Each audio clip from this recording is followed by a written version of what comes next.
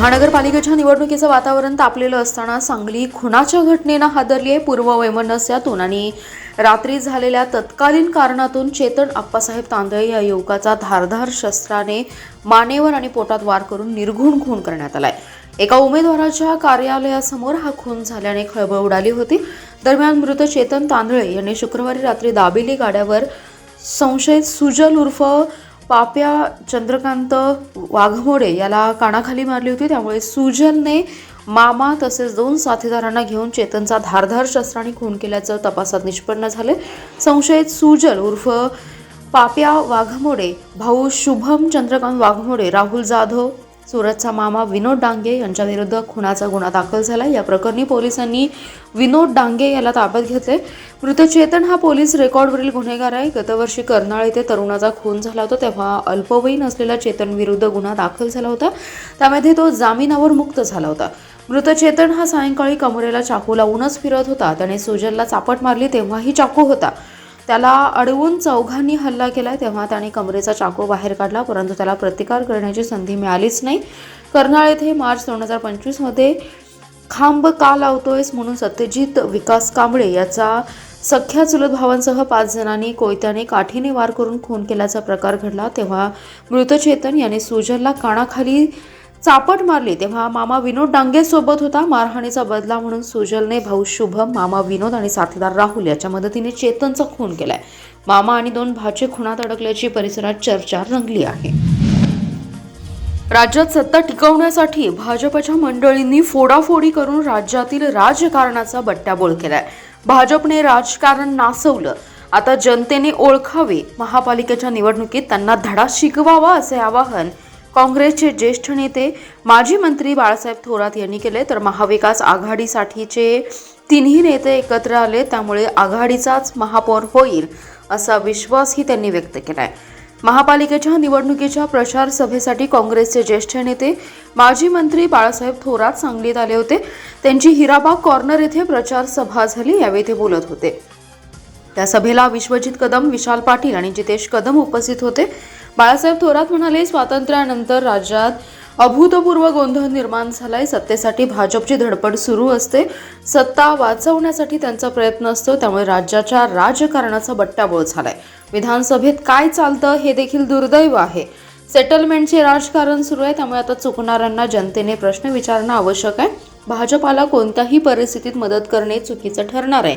शिस्तीचा आणि तत्वाचा विचार असलेल्या काँग्रेस पक्षाच्या मागे राहिलं पाहिजे. या निवडणुकीत महाविकास आघाडीच्या उमेदवारांना विजयी करावे असे आवाहन त्यांनी केले. तर महापालिकेच्या निवडणुकीसाठी राष्ट्रवादी काँग्रेस, शरद पवार पक्षाचे नेते आमदार जयंत पाटील, काँग्रेसचे नेते आमदार विश्वजित कदम आणि खासदार विशाल पाटील हे 3ही महाविकास आघाडीचे नेते आता एकत्र आलेत. त्यामुळे महापालिकेत महाविकास आघाडीचाच महापौर होईल असा विश्वास बाळासाहेब थोरात यांनी व्यक्त केलाय. महापालिका निवडणुकीत खासदार विशाल पाटील, विश्वजित कदम आणि जयंत पाटील हे केवळ त्यांच्या पक्षांचे राजकीय अस्तित्व टिकवण्यासाठी एकत्र आल्याचा गौप्यस्फोट भाजपचे ज्येष्ठ नेते व पालकमंत्री चंद्रकांत दादा पाटील यांनी केलाय. दरम्यान पालकमंत्री पाटील यांनी दौऱ्याने पक्षाच्या प्रचारामध्ये आणखी उत्साह आणि वेग आल्याचे चित्र आहे. पालकमंत्री पाटील यांनी राष्ट्रवादीचे नेते जयंत पाटील यांनी भाजपावर केलेल्या टीकेचाही मंत्री पाटील यांनी जयंतरावांवर जोरदार टीका करतच समाचार घेतलाय. त्याचवेळी काँग्रेसचे नेते डॉक्टर विश्वजित कदम यांच्याही गाजर हलव्याच्या टीकेला उत्तर दिले. खासदार विशाल पाटील, विश्वजित कदम आणि जयंत पाटील हे केवळ त्यांच्या पक्षाचे राजकीय अस्तित्व टिकवण्यासाठी एकत्र आलेत. जयंत पाटील पक्षात घेण्यासाठी भाजपच्या वरिष्ठ नेत्यांकडे खटपट करत असल्याचा गौप्यस्फोटही त्यांनी यावेळी केलाय. महापालिकेच्या निवडणुकीत भाजपाकडे इच्छुकांची संख्या प्रचंड होती. त्याचवेळी नव्या जुन्या अशा दोन्ही फळीतल्या नेत्यांची सुद्धा पक्षाकडे गर्दी आहे. साहजिकच प्रत्येक प्रभागात उमेदवारीसाठी जोरदार रस्सीखेच झाली. 20 प्रभागांसाठी 78 उमेदवार निवडताना नेत्यांच्या राजकीय कौशल्याची कसोटी लागली. ज्यांना उमेदवारी मिळाली नाही असे अनेक जण प्रचारात सहभागी झालेत, मात्र त्यांची नाराजी पूर्णपणे दूर करण्याचा प्रयत्न मंत्री पाटील यांनी या धावत्या दौऱ्यात केला. त्यांनी काही इच्छुकांच्या घरी जाऊन त्यांच्याशी संवाद साधलाय. आपल्या घरी आलेल्या पाहुण्यांना शहरातील एखाद्या पर्यटन स्थळी घेऊन जावे अशी प्रत्येक नागरिकाला वाटतं, म्हणून महापालिका क्षेत्रातील उद्याने प्राधान्याने विकसित करू असे आश्वासन आमदार विश्वजित कदम यांनी दिलंय. आमराई उद्यानात मॉर्निंग वॉक करत त्यांनी नागरिकांशी संवाद साधत आश्वासित केले. महापालिका निवडणुकीच्या पार्श्वभूमीवर काँग्रेसचे नेते आमदार विश्वजित कदम हे सांगलीत तळ ठोकून आहेत. त्यांनी आज शहरातील विविध मान्यवरांशी संवाद साधलाय.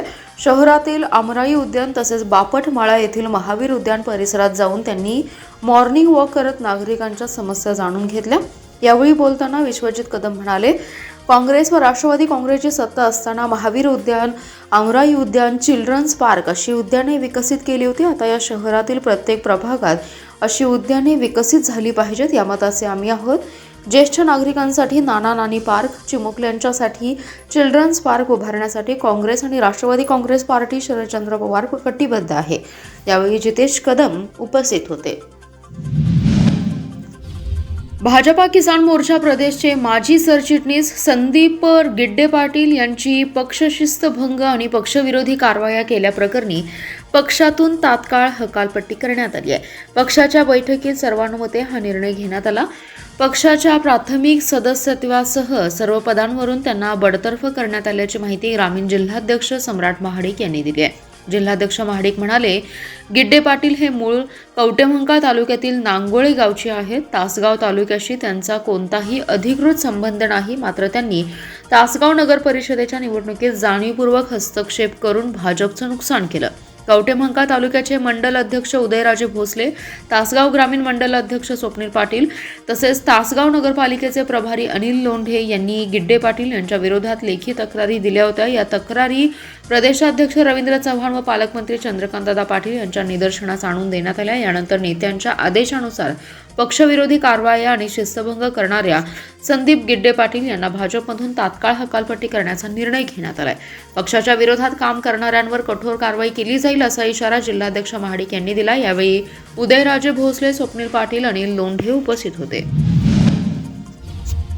भाजप आणि महापालिकेसाठी कौलापूर विमानतळ, कृष्णा नदीचे प्रदूषण रोखणारी नमामि कृष्ण योजना, आयटी पार्क, सेफ सिटी, महिलांसाठी सार्वजनिक स्वच्छतागृह, भाजी मंडईसह अनेक सुविधांचा जाहीरनामा प्रसिद्ध केला. जे म्हणा तेच मनपात अशी घोषणा करत भाजप नेत्यांनी महापालिका निवडणुकीत स्पष्ट बहुमताचा दावा केलाय. भाजपाचे नेते दीपक बाबा शिंदे म्हैसाळकर, आमदार सुरेश खाडे, आमदार सुधीर गाडगीळ, जयश्रीताई पाटील, संघटक पृथ्वीराज पाटील, नीता खेडकर, भारती दिगडे, केदार खाडीलकर यांच्या उपस्थितीत हा जाहीरनामा प्रसिद्ध केलाय. तिन्ही शहराचा समतोल विकास साधण्यासाठी पायाभूत सुविधांसह नागरिक सुविधांना प्राधान्य देणारा हा जाहीरनामा आहे. यात औद्योगिक विकासासाठी पंचतारांकित दर्जाच्या सुविधा पुरवून औद्योगिक विकासाला चालना देऊ, संपूर्ण तिन्ही शहरात सेफ सिटीसाठी सीसीटीव्ही कॅमेरे बसवून महिला आणि नागरिकांमध्ये सुरक्षित वातावरण निर्माण करणार, कौलापूर विमानतळ आणि लॉजिस्टिक हबसाठी प्रयत्न करणार आहे. सांगली शहरात आयटी क्षेत्राला चालना देण्यासाठी आयटी पार्क उभारला जाईल. यामुळे रोजगार निर्माण होईल. वाढती वाहतूक कोंडी दूर करण्यासाठी स्वतंत्र वाहतूक आराखडा आणि प्रस्तावित रिंग रोडसाठी आराखडा तयार केला जाणार आहे. अत्याधुनिक भाजी मंडई तिन्ही शहरात करणार. भटक्या कुत्र्यांच्या बंदोबस्तासाठी डॉग शेल्टर्सची उभारणी करण्यात येणार आहे. सांगली, मिरज, कुपवाड शहर मेडिकल हबसाठी महापालिका केंद्रात आरोग्य सेवा पायाभूत विकासात राज्यातील महत्त्वाचं केंद्र बनेल. PM ई बस सेवा योजनेअंतर्गत बस टर्मिनलसाठी 11 कोटींचा निधी मंजूर असून हे काम पूर्णत्वास नेऊ. नागरिकांसाठी ई बसची व्यवस्था उपलब्ध करून देऊ. इलेक्ट्रिक वाहनांसाठी चार्जिंग स्टेशनची निर्मिती, झोपडपट्टीधारकांना हक्काचे घर, नवीन प्रशासकीय इमारत, सर्व सुविधांसह हॉस्पिटल, शाळा सुधारणा, स्पर्धा परीक्षा केंद्र व अभ्यासिका, कुपवाड भुयारी गटार योजना, क्रीडांगणाचा विकास, मलशुद्धीकरण केंद्रासाठी 93 कोटींचा प्रस्ताव यासाठी पाठपुरावा सुरू आहे. महापालिका निवडणुकीत बंडखोरी करून निवडणूक लढवत असलेले तसेच पक्षविरोधी काम करत असलेल्या 9 जणांना पक्षाच्या प्राथमिक सदस्यत्व व सर्व पदांवरून 6 वर्षांसाठी निलंबित करण्यात आल्याची माहिती भाजपचे शहर जिल्हाध्यक्ष प्रकाश ढंग यांनी दिली आहे. महापालिकेसाठी पक्षाकडून संबंधित पदाधिकाऱ्यांनी तिकीट मागितलं होतं. मात्र पक्षाकडून इच्छुक उमेदवारांचा सर्वे करण्यात आला होता. त्यांचे विनिंग मेरिट चांगलं आहे, त्यांना उमेदवारी देण्यात आली आहे. संबंधितांची पक्षाकडून उमेदवारी नाकारण्यात आली होती, परंतु पक्षाला आव्हान देत काही निवडणुकीत बंडखोरी केलेली आहे त्यांच्यावर निलंबनाची कारवाई करण्याचा निर्णय पक्षाकडून घेण्यात आलाय.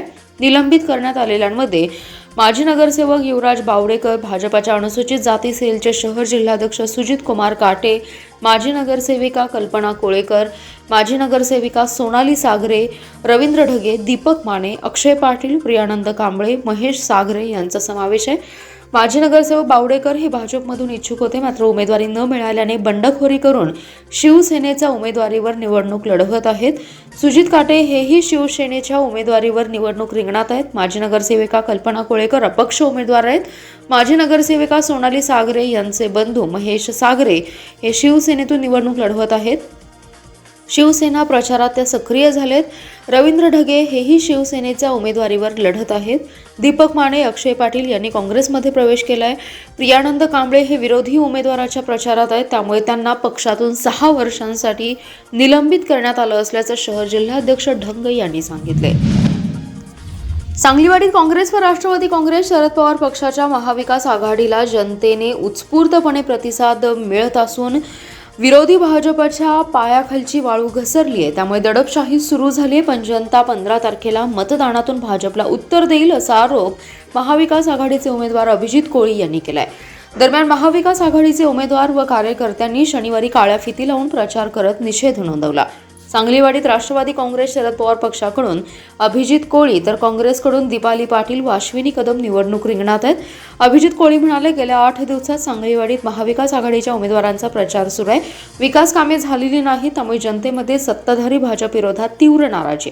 महाविकास आघाडीला मोठ्या प्रमाणावर प्रतिसाद मिळत आहे. घरभेटी, पोस्टर, पथनाट्य तसेच जनजागृतीच्या माध्यमातून प्रचाराला वेग दिला. त्यामुळे विरोधकांच्या पायाखालची वाळू घसरली आहे. कार्यकर्ते आणि मतदारांवर दबाव टाकण्याचा प्रयत्न केला जातोय.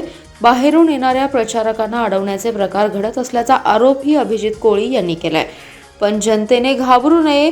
दडपशाहीला बळी न पडता येणाऱ्या 15 तारखेला मतदानातून महाविकास आघाडीच्या उमेदवारांना विजयी करून सांगलीवाडीतील दडपशाही कायमस्वरूपी बंद करा असं आवाहन अभिजित कोळी यांनी केलंय.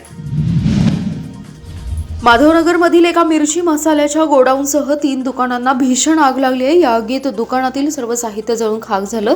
सदरची घटना ही शनिवारी पहाटेच्या सुमारास घडली आहे. आगीची माहिती मिळताच 2 अग्निशामक बंबाच्या सहाय्याने 2.5 तासांच्या प्रयत्नानंतर आग आटोक्यात आणण्यात यश आले. दरम्यान शॉर्ट सर्किटमुळे आग लागली असावी असा प्राथमिक अंदाज महावितरणाच्या अधिकाऱ्यांनी व्यक्त केलाय. माधवनगरमधील अहिल्यानगरकडे जाणाऱ्या नवीन बायपास रस्त्याच्या कडेला एकाला लागून एक अशी पत्र्याची शेड असणारी दुकाने आहेत. त्यांच्या पाठीमागे झोपडपट्टी आहे. यातील एका शेडमध्ये मिरची मसाल्याचं गोडाऊन आहे. मध्यरात्री 1:30 ते पावणे 2 वाजता अचानक मिरच्यांचा ठसका उठला असता गोडाऊन पाठीमागे राहणाऱ्या महिलेला जाग आली. तिने पाहिले असता गोडाऊनमध्ये आग लागल्याचं निदर्शनास आलं. महिलेने आरडाओरड केली असता बाजूला राहणाऱ्या झोपडपट्टीतील लोक धावून रस्त्यावर आले. गोडाऊन आणि दुकानांची बंद शटर असल्यामुळे आग आटोक्यात येत नव्हती. अखेर झोपडपट्टीतील तरुण पुढे धावले. त्यांनी दोरीच्या मदतीने शटर उपसून काढलं. या आगीत देवानंद जाधव यांच्या मिरची मसाला गोडाऊनच्या जवळपास 5 लाखांचे, तर त्यांच्या शेजारी डाव्या बाजूला अकबर बादशाह मुजावर यांचे मेट्रो होंडा सेंटर या दुचाकी दुरुस्ती दुकानातील 7 दुचाकी गाड्या आणि दुकानातील साहित्य जळून जवळपास 2 ते 2.5 लाख. नागेश गणपती सन्मुख यांचे महाराजा मेन्स पार्लर या दुकानातील संपूर्ण फर्निचर असे सुमारे 2 ते 2.5 लाखाचे, तर त्यांच्या शेजारी असणारे अशोक जैन यांचे गुरुकृपा इलेक्ट्रिक या दुकानातील सर्व इलेक्ट्रिक साहित्य जळून 2.5 ते 3 लाखाचे असे एकूण गोडाऊनसह दुकानांच्या जवळपास 12 ते 15 लाखांचं साहित्य जळून खाक झाले. अनेक तासांच्या प्रयत्नानंतर आग आटोक्यात आणण्यात अग्निशमन दलाला यश आलं. सांगलीतील खण भागात घराजवळ लावलेली रिक्षा चोरणाऱ्या महेश रमेश यादव याला स्थानिक गुन्हे अन्वेषणच्या पथकाने अटक केली आहे. त्याच्याकडून चोरीची रिक्षा जप्त करण्यात आली आहे. स्थानिक गुन्हे अन्वेषणच्या पथकाने सदरची कारवाई केली आहे. खणभाग धनगर गल्ली येथे राहणाऱ्या अनिल गुंडा पालखे यांची रिक्षा 5 जानेवारी रोजी सायंकाळी घराजवळून लंपास केल्याचा प्रकार घडला होता. पालखे यांनी दिनांक 7 रोजी सांगली शहर पोलीस ठाण्यात फिर्याद दिली होती. स्थानिक गुन्हे अन्वेषणचे निरीक्षक संजीव झाडे यांनी वरिष्ठांच्या सूचनेनुसार मालमत्तेविरुद्धचे गुन्हे उघडकीस आणण्यासाठी पथकाला आदेश दिले होते. त्यानुसार पथक कार्यरत होते. उपनिरीक्षक कुमार पाटील यांच्या पथकातील कर्मचारी सुमित सूर्यवंशी यांना संशयित महेश यादव हा चोरीची रिक्षा घेऊन टिंबर एरिया परिसरात थांबल्याची माहिती मिळाली. त्यानुसार पथकाने संशयावरून त्याला ताब्यात घेतलं. चौकशीत त्याने उडवाउडवीची उत्तरे दिली. कसून चौकशी केल्यानंतर सांगलीतील खण भागातील लाकूड वखारी समोरून रिक्षा चोरल्याची कबुली दिली. त्याला रिक्षासह सांगली शहर पोलिसांच्या ताब्यात दिले. पोलीस कर्मचारी श्रीधर बागडी, अतुल माने, रणजित जाधव, सुशील मस्के, ऋतुराज होळकर, प्रमोद साखरपे, अभिजित पाटील, कॅप्टन गुंडवाडे यांच्या पथकाने ही कारवाई केली आहे.